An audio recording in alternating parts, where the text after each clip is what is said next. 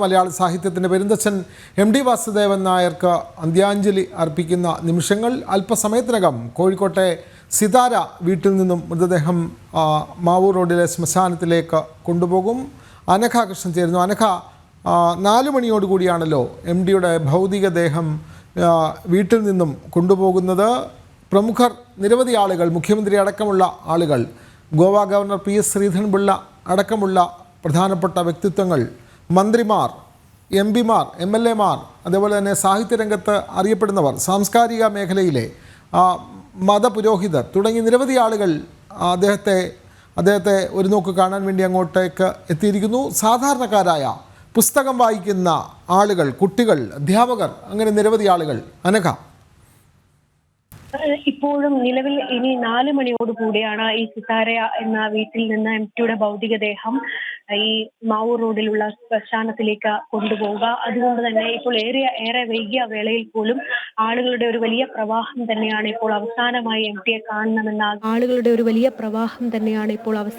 എം.ടിയെ കാണണമെന്ന ആഗ്രഹത്തോടെ ആളുകൾ ഇപ്പോഴും ഈ വീട്ടിലേക്ക് ഇടമുറിയാതെ എത്തിക്കൊണ്ടിരിക്കുന്ന ഒരു കാഴ്ചയാണ് നമുക്ക് കാണാൻ സാധിക്കുന്നത്. എം.ടിയുടെ അടുത്ത സുഹൃത്തുക്കളും ബന്ധുക്കളും, അങ്ങനെ കേരളത്തിലെ സാംസ്കാരിക സാമൂഹിക രംഗത്ത്, രാഷ്ട്രീയ രംഗത്തെ എല്ലാ പ്രമുഖരും, സിനിമാ മേഖലയിലെ എല്ലാ പ്രമുഖരും എം.ടി അവസാനമായി ഒരു നോക്ക് കാണാൻ ഈ സിതാരയിലെ വീട്ടിലെത്തിയിട്ടുണ്ട്. എം.ടിയെ കണ്ട് അന്തിമോപചാരം അർപ്പിച്ചതിന് ശേഷമാണ് അവരൊക്കെ തന്നെ മടങ്ങിയിരിക്കുന്നത്. നിലവിൽ മുഹമ്മദ് റിയാസ്, ഈ ഷംസീർ അടക്കമുള്ള ഒക്കെ തന്നെ ഈ വീട്ട് പരിസരത്ത് ഇപ്പോഴും ഉണ്ട് എന്നതാണ്. മാത്രമല്ല, ഈ സാധാരണക്കാർ എം.ടിയെ കാണാൻ എത്തുന്നവരൊക്കെ തന്നെ സാധാരണക്കാരിൽ സാധാരണക്കാരാണ് എന്നതാണ് ഏറ്റവും നമുക്കിവിടെ നിന്ന് മനസ്സിലാക്കാൻ സാധിച്ചത്. കാരണം എം.ടിയുടെ എഴുത്ത് അത്രമേൽ സ്വാധീനിച്ചിരിക്കുന്നത് സാധാരണക്കാരനെയാണ്. കാരണം ആലങ്കാരിക ഭാഷ കൊണ്ട്, അല്ലെങ്കിൽ എഴുത്തിനെ ഏതൊരു സാധാരണക്കാരനും മനസ്സിലാകുന്ന രീതിയിലായിരുന്നു അദ്ദേഹം എഴുതിയിരിക്കുന്നത് മുഴുവൻ. അതുകൊണ്ട് തന്നെയാണ് ഈ സാധാരണക്കാരന്, അല്ലെങ്കിൽ ഈ മലയാളിയുടെ പ്രിയപ്പെട്ട ഒരാളായി എം.ടി എന്ന പ്രതിഭാസം മാറിയത്. ഇനി എം.ടിയുടെ എഴുത്ത് എന്ന് പറയുമ്പോൾ എല്ലാ കാലത്തും എം.ടി ഒരു അനുഭവം തുറന്നു പറഞ്ഞിട്ടുണ്ടായിരുന്നു. ഒരു ഘട്ടത്തിൽ ഈ മഞ്ഞ് സിനിമയാക്കുന്ന സമയത്ത് താൻ എഴുതിയ വരികൾ അതിലെ നായിക പറഞ്ഞു തീർത്തപ്പോൾ മറ്റൊരു ഓരത്ത് ചെന്ന് പൊട്ടിക്കരഞ്ഞിരുന്നു എം.ടി എന്നതാണ്. കാരണം അത്രമേൽ താൻ എഴുതി വെച്ച കാര്യം, അല്ലെങ്കിൽ തന്നിൽ അതത്രമേൽ ആഴ്ന്നിറങ്ങിയിട്ടുണ്ട് എന്നതാണ് നമുക്ക് ആ സംഭവത്തോട് മനസ്സിലാക്കാൻ സാധിക്കുന്നത്. അങ്ങനെ ഈ മഞ്ഞ് സിനിമയായ സമയത്ത് പൊട്ടിക്കരഞ്ഞ, താൻ എഴുതിയ ഡയലോഗ് പറയുന്നത് കേട്ട് പൊട്ടിക്കരഞ്ഞ എം.ടിയുടെ ഒരു ചിത്രം, അത് എം.ടിയുടെ അടുത്ത സഹപ്രവർത്തകരൊക്കെ തന്നെ പറയുന്നത് കേട്ടിട്ടുണ്ട്. മാത്രമല്ല, ഈ കാലത്തിലെ സേതു, എല്ലാം ജീവിതത്തിൽ എല്ലാ രീതിയിലും വിജയിച്ച് അജയ്യനായ എല്ലാവരുടെ മുന്നിലും തലയുയർത്തി പിടിച്ചു നിന്ന സേതുവാണ്. ആ സേതുവിന് മുന്നിൽ കേണപേക്ഷിക്കുന്ന സുമിത്ര. അതിനുശേഷം പിന്നീട് ഒരു ഘട്ടത്തിൽ സുമിത്ര സേതുവിനേക്കാൾ ഉയരത്തിലേക്ക് എത്തുന്നു. സുമിത്രയോട് യാചിക്കുന്ന സേതു. അങ്ങനെ സ്ത്രീ കഥാപാത്രങ്ങൾക്ക് ഒരു പ്രത്യേക പരിഗണന എം.ടി എല്ലാ കാലത്തും, ഒരു ഹൈപ്പ് എല്ലാ കാലത്തും നൽകിയിരുന്നു. അതൊരു പക്ഷേ എം.ടിക്ക് അത്തരത്തിൽ സ്ത്രീ കഥാപാത്രങ്ങൾക്ക് അങ്ങനെ നൽകാനുണ്ടായ ഒരു സാഹചര്യം ഈ നായർ തറവാട്ടിൻ്റെ പതനമൊക്കെ തന്നെ നേരിട്ട് കണ്ട് അനുഭവിച്ചറിഞ്ഞ ഒരാളായിരുന്നു എം.ടി. അതുകൊണ്ട് തന്നെ അവിടെയുള്ള സ്ത്രീ കഥാപാത്രങ്ങളൊക്കെ തന്നെ തിരിച്ചുവരവ് കാത്തിരുന്നവരാണ്. അതുകൊണ്ട് തന്നെ അവരൊക്കെയുള്ള ഒരു ആർജവം എം.ടി അതേപോലെ തൻ്റെ ഈ കൃതികളിലേക്ക് തന്നെ ആവിഷ്കരിക്കാൻ എം.ടി പലപ്പോഴും ശ്രദ്ധിച്ചിട്ടുണ്ട്. മറ്റൊന്നാണ്, എം.ടിയുടെ ഏറ്റവും പ്രധാനപ്പെട്ട ഒന്നാണ് ഈ ബന്ധനം എന്ന ആദ്യകാല എം.ടിയുടെ കഥയാണ്. ഈ ഗ്രാമത്തിലെ നിഷ്കളങ്കയായ ഭാര്യയും നഗരത്തിലെ സുന്ദരിയായ കാമുകിയും ഒരുപോലെ രണ്ട് സ്ത്രീ കഥാപാത്രത്തെയും ഒരുപോലെ വഞ്ചിക്കുന്ന ഒരു പുരുഷ കഥാപാത്രം. അങ്ങനെ എം.ടിയുടെ കഥകളിൽ എല്ലാം തന്നെ ഇന്ന് നടക്കുന്ന ഇന്നിൻ്റെ കഥകളാണ് എം.ടി പലപ്പോഴും പറഞ്ഞിരിക്കുന്നത്. അതാണ് മലയാളിയെ, അല്ലെങ്കിൽ സാഹിത്യ ലോകത്തെ അത്രമേൽ എം.ടിയോട് അടുപ്പിച്ചിരിക്കുന്നത്. മറ്റൊന്ന്, എം.ടി ജീവിതത്തിൽ നിന്നെടുത്ത ഏടുകളാണ് പല കഥകളും. അത് ഞാൻ നേരത്തെ പറഞ്ഞതുപോലെ തന്നെ കോഴിക്കോട്ടെ ഒരു ഹോട്ടൽ മുറിയിൽ ഇരിക്കുമ്പോൾ തൊട്ടടുത്ത മുറിയിൽ നിന്ന് ഒരു ഞരക്കം കേൾക്കുകയും അത് എം ടിയെ വല്ലാത്ത അസ്വസ്ഥതപ്പെടുത്തുകയും ഇയാൾ എന്തിനാണ് ഇങ്ങനെ ഒച്ചയുണ്ടാക്കുന്നത്, അത് മറ്റുള്ളവർക്ക് അലോസരമല്ലേ എന്നൊക്കെ പറഞ്ഞുകൊണ്ട് ആ മനുഷ്യനെ ശപിക്കുന്നതുമൊക്കെ എം ടി പിന്നീട് ഓർത്തെടുക്കുന്നുണ്ട്. പക്ഷേ പിറ്റേ ദിവസമാണ് അത് അയാൾ ഒച്ചയുണ്ടാക്കിയതല്ല, വിഷം കഴിച്ച് ആത്മഹത്യ ചെയ്യുകയായിരുന്നു. ആ മനുഷ്യൻ്റെ പ്രാണവിപ്രാളം, അവസാനത്തെ പിടച്ചിലായിരുന്നു താൻ കേട്ട ശബ്ദങ്ങളും ഞരക്കങ്ങളും എന്ന് എം ടി പിറ്റേ ദിവസമാണ് തിരിച്ചറിയുന്നത്.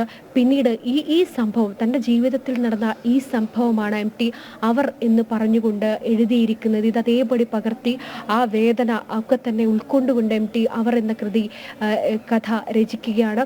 ഇത്തരത്തിൽ തൻ്റെ ജീവിതത്തിൽ കിട്ടിയ എല്ലാ അനുഭവങ്ങളും എം ടി എഴുത്തിലൂടെ എത്തിച്ചിട്ടുണ്ട്. അതിൽ ഏറ്റവും പ്രധാനപ്പെട്ടത് പ്രണയിക്കുന്നവർക്ക് പ്രണയിക്കുന്നവർ ഒരിക്കലെങ്കിലും മഞ്ഞ് വായിക്കണമെന്നാണ് ഒരു കാലഘട്ടത്തിൽ എല്ലാവരും പറയുന്നത്. ഒരു കാലഘട്ടത്തിൽ മാത്രമല്ല ഇപ്പോഴും പറയാനുള്ളത് അത് മാത്രമാണ്.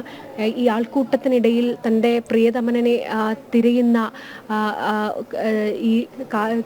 തിരയുന്ന കാമുകി, അങ്ങനെ ഒരു എല്ലാ കഥാപാത്രങ്ങളിലും എല്ലാ കഥകളിലും എം ടി ഒരു വ്യത്യസ്തത വെച്ച് പുലർത്തിയിരുന്നു എന്നതാണ്.